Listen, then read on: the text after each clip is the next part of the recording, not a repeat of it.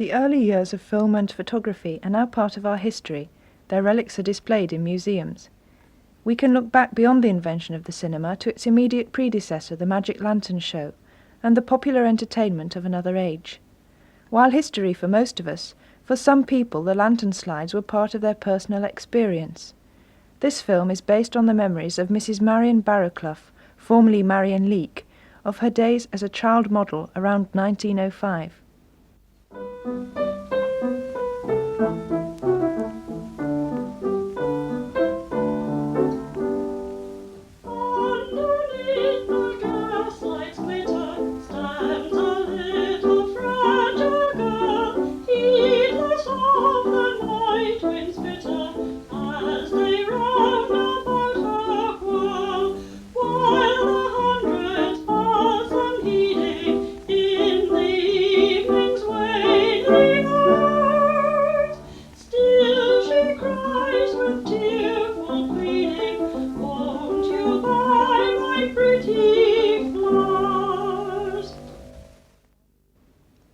James Bamforth founded his photographic business in 1870 in Homefirth in the Yorkshire Dales, and was soon a leading producer of high-quality lantern slides.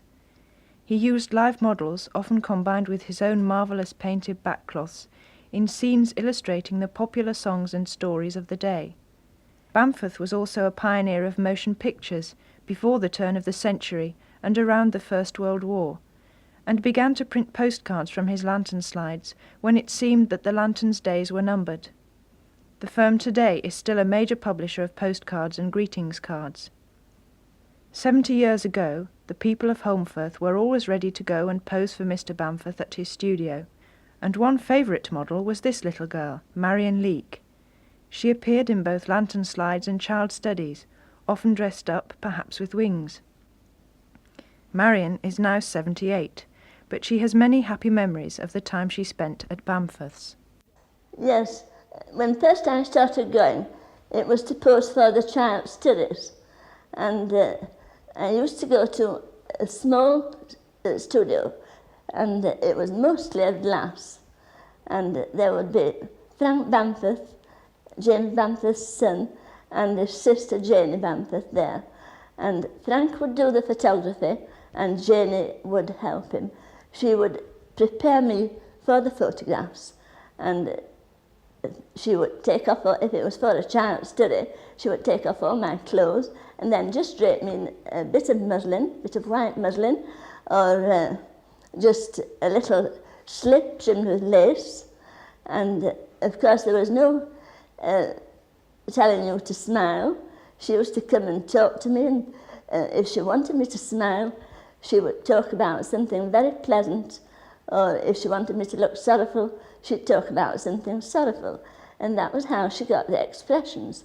I do remember one time when they wanted a very broad smile, and it was for her morning toilet. And Janie Bamforth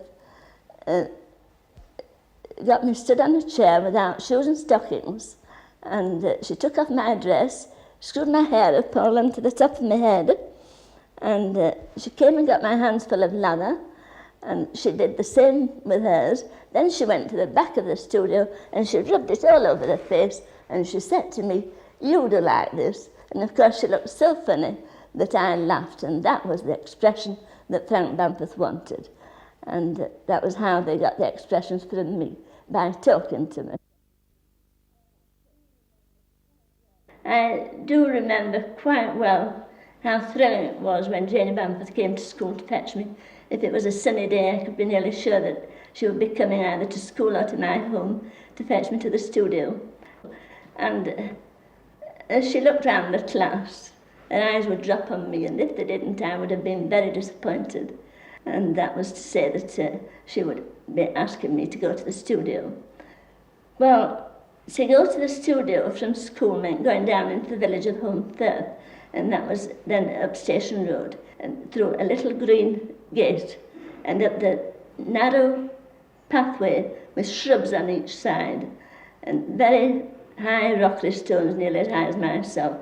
And then about halfway up, you come to the studio, a little studio, and that was where they took the child studies. And then, of course, there was the picture of Beg. Well, to go across to the large studio for that, because to make the studio like a bedroom. And there was the bed there, and they brought a white nightie, put it over all my clothes, and I looked rather fat, I know, at the time, I thought so. They got me into bed, and then they brought in a large tray, basket tray, with a lovely white tray cloth on, all laid out for breakfast with a boiled egg and toast. Then they brought Teddy Bamforth's dog and put it on the bed at the side of me, and I had to hold a piece of bread, and that was the title, Beg. And they also used that card with another title. They used it with the title Great Expectations, and of course it was very appropriate for both cards. And well, then there was His First Kiss, and Two's Company and Three's None. For that, they needed a garden scene.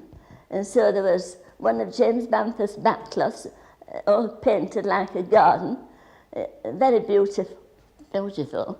And then they brought in, to make it look a bit more realistic, oak tree stumps about this size, put them on the floor, shrubs here and there, and plants and flowers thrown about too, to make it look more realistic. And of course they had to bring in the seat for the little boy, Harry Marshall and I, to sit on for his first kiss. And also for Two's Company and Three's None.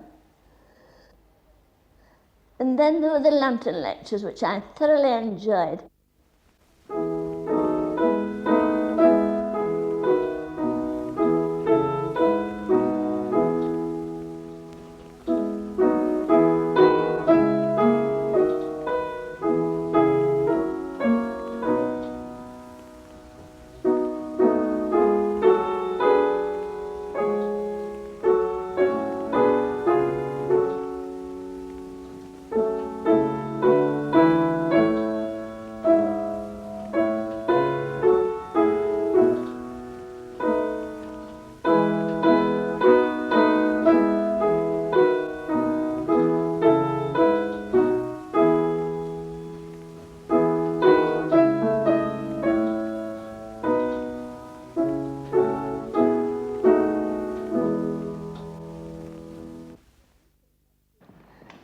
The lantern lectures were held in various homes, Sunday schools and band of hope meetings, and they were very enjoyable. There were only forms to sit on, some of them even without backs, but people didn't seem to mind in those days, and they just used to seem to enjoy it as much as we do now at the cinema.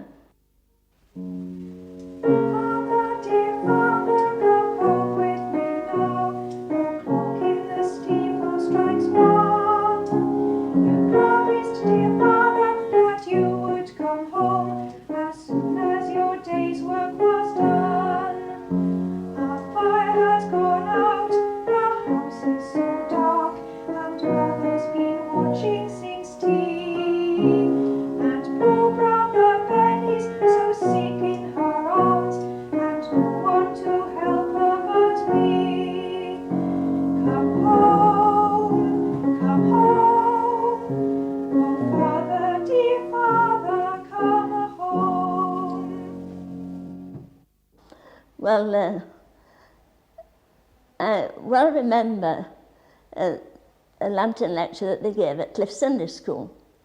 And there, the children all sat in front on the forms, and when the pictures of myself were projected onto the screen, the children started calling out, "Hey, Marion Leak, Marion Leak."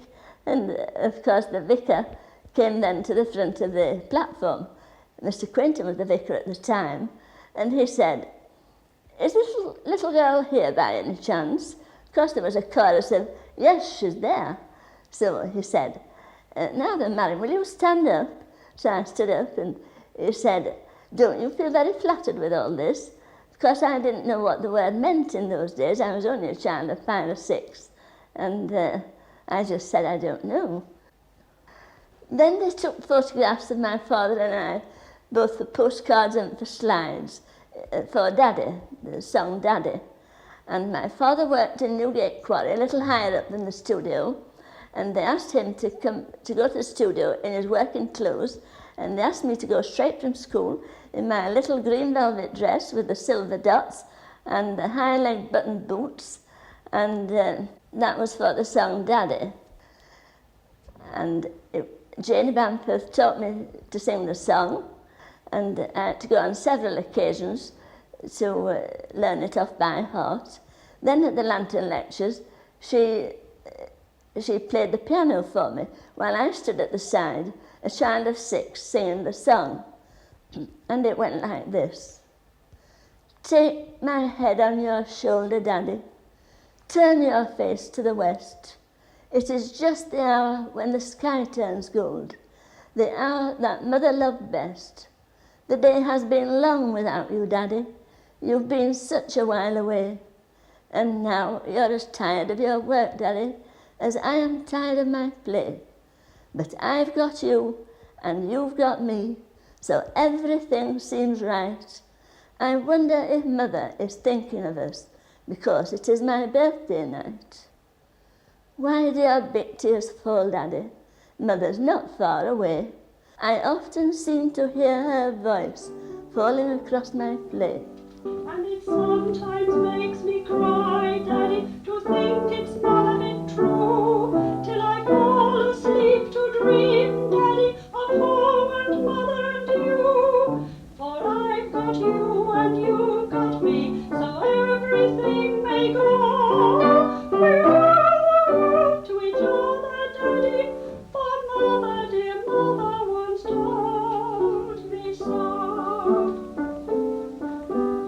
Sometimes afraid to think, Daddy, when I am big like you, and you are old and grey, Daddy, what you and I would do, if when we got up to heaven, and Mother was waiting there, she shouldn't remember the two she left so sad and so lonely here.